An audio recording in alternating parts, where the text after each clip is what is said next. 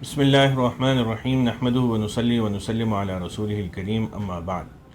زکوٰۃ کی ادائیگی کا کیا طریقہ کار ہو اور اس کے جو ارکان ہیں اس کے بارے میں بہت تفصیل سے گفتگو کر چکے ہیں۔ اس ویڈیو میں مقصد ہمارا یہ ہے کہ ہمیں زکوٰۃ کن لوگوں کو اور کس طرح دینی چاہیے اس پر بھی تھوڑی سی گفتگو کر لی جائے۔ زکوٰۃ کی ادائیگی کے لیے ضروری یہ ہے کہ وہ شخص مسلمان ہو، غیر مسلم کو آپ زکوٰۃ ادا نہیں کر سکتے۔ دوسرا یہ ہے کہ وہ عاقل بالغ ہو، یعنی کوئی دیوانہ یا چھوٹا بچہ نہ ہو کہ جس کو زکوٰۃ ادا نہیں کی جا سکتی۔ پھر یہ کہ وہ مستحق زکوٰۃ ہو، یعنی اس کے پاس زکوٰۃ کے بقدر نصاب نہ ہو۔ ایسا نہ ہو کہ جیسے آج کل جو مقدار ہے زکوٰۃ کی 1,35,000 روپے، وہ پہلے سے اس کے پاس موجود ہے، تو ایسا شخص تو خود زکوٰۃ ادا کرے گا، اس کو زکوٰۃ کیسے دے سکتے ہیں؟ پھر یہ کہ آخری چیز یہ کہ وہ غیر سید ہو، یعنی وہ بنو ہاشم سے نہ ہو۔ بنو ہاشم سے نہ ہونے کا مطلب کیا ہے کہ حضرت سیدنا علی، سیدنا جعفر طیار، سیدنا عقیل، سیدنا عباس، سیدنا حارث ابن عبد المطلب رضی اللہ تعالی عنہم اجمعین، ان سب کی اولادوں میں سے نہ ہو، تو پھر ایسے شخص کو ہم زکوٰۃ ادا کر سکتے ہیں۔ زکوٰۃ ادا کرنے کے لیے ہمیں پھر یہ دیکھنا چاہیے کہ سب سے پہلے وہ ہمارا کوئی عزیز رشتہ دار ہو تو ہم اس میں دیکھیں۔ اگر ہمارے رشتہ داروں میں عزیز احباب میں کوئی ہے تو ہم ان کو زکوٰۃ ادا کریں۔ رشتہ داروں میں اگر آپ کا تعلق باپ بیٹے کا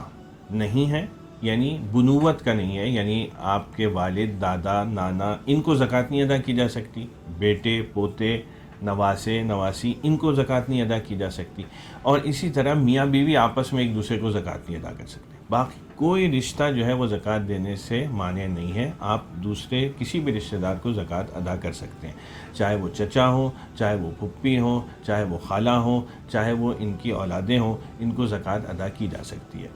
بلکہ بہتر یہ ہے کہ ایسے عزیز رشتہ دار جو کہ مستحق ہوں ان کو زکوٰۃ ادا کریں، اور اس میں صلہ رحمی کی بھی نیت کریں تو دگنا ثواب ملے گا۔ زکوٰۃ کی ادائیگی کا بھی ثواب ملے گا اور صلہ رحمی کا بھی ثواب ملے گا۔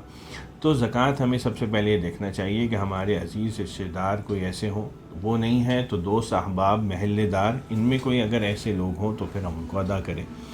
اس کے بعد پھر جو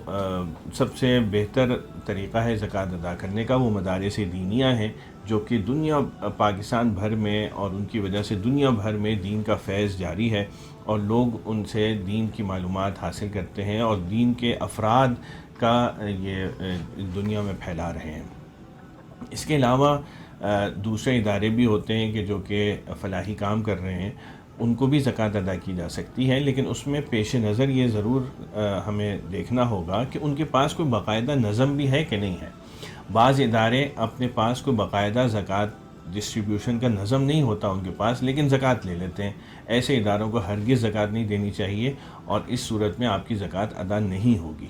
نہ صرف یہ کہ ان کے پاس کوئی نظم ہو، بلکہ کوئی مستند اسکالر ان کے پاس ہوں، کوئی مفتی صاحب ان کے ساتھ وابستہ ہوں جو اس سارے نظم کی نگرانی بھی کر رہے ہوں، انہوں نے کوئی نظم بنا کے بھی دیا ہوا ہو اور اس کی نگرانی بھی کر رہے ہوں۔ صرف ایسے اداروں کو زکوٰۃ کی رقم ادا کرنی چاہیے۔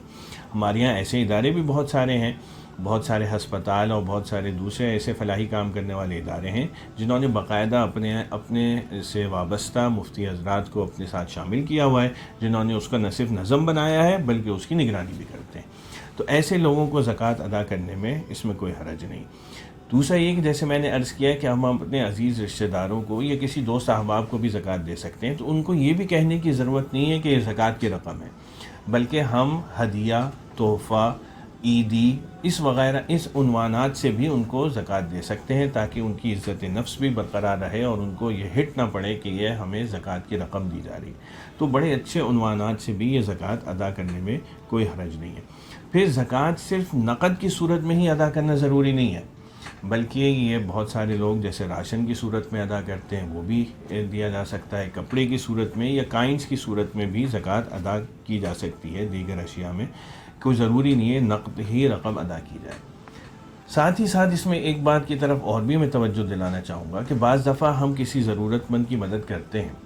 تو ہم یہ چاہتے ہیں کہ وہ اسی میں استعمال کرے۔ دیکھیے، زکوٰۃ جس کو ہم ادا کر رہے ہیں اس کے پاس اس کا مالک ہونا بہت ضروری ہے، وہ اس کی ملکیت میں آئے اور وہ جس طرح چاہے استعمال کرے۔ ہاں، یہ ضرور ہے کہ آپ کی خواہش ہو کہ یہ اگر اس نے قرضہ لیا ہوا ہے تو یہ پیسے لے اور قرضہ اپنا ادا کر دے تاکہ قرض کے بوجھ سے آزاد ہو جائے، لیکن اس کو مجبور نہیں کیا جا سکتا۔ اسی طرح بعض دفعہ بعض لوگ یہ کرتے ہیں کہ اگر کسی شخص پر مستحق شخص ہے، اس کے اوپر کوئی لائبلٹی ہے، مثلا اس کی اسکول کی فیس اس کے اوپر لاگو ہے، یا اس کو ڈاکٹر کی کوئی یا ہسپتال کی فیس ادا کرنی ہے، یا کسی کا قرضہ ادا کرنا ہے، تو براہ راست جا کے ہسپتال کو پیسے دے دیے، براہ راست جا کے اسکول کو زکوٰۃ دے دی، یا براہ راست جا کے جس کا وہ مقروض ہے اس کو پیسے دے دیے، تو اس طرح بھی زکوٰۃ ادا نہیں ہوگی، اس لیے کہ یہ پیسے جو زکوٰۃ کی رقم ہے یہ مستحق شخص کے پاس تو پہنچی نہیں، یہ تو کسی اور کے پاس پہنچ گئی، ادارے کے پاس پہنچ گئی، اسکول کے پاس پہنچ گئی، تو وہ تو مستحق زکوٰۃ نہیں ہے۔ لہٰذا ضروری یہ ہے کہ جو شخص مستحق زکوٰۃ ہو اس کو ادا کیا جائے، پھر وہ خود جا کے اپنے جہاں جہاں اس کو ادائیگی کرنی ہے وہ خود کر دے، اور اگر وہ نہیں کر رہا تو اس کا یہ مطلب نہیں ہے کہ آپ کی زکوٰۃ ادا نہیں ہوگی۔ آپ اس بات کے ہرگز مکلف نہیں ہوں گے کہ میں جو رقم دے رہا ہوں جس مقصد کے لیے وہ اسی مقصد میں استعمال ہو، وہ کسی اور مقصد میں بھی استعمال کر سکتا ہے، اور ملکیت اصل میں کہتے اسی کو ہیں کہ انسان اپنی فری ول سے، اپنی مرضی سے جس طرح اس کو چاہے استعمال کر سکے۔